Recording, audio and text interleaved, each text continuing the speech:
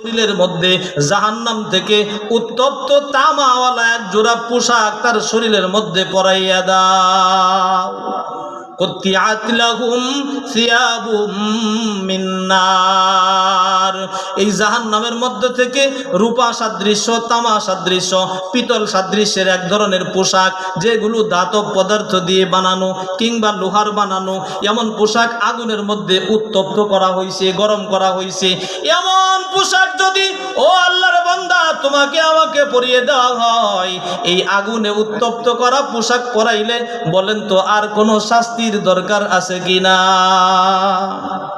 আর কিছু লাগে?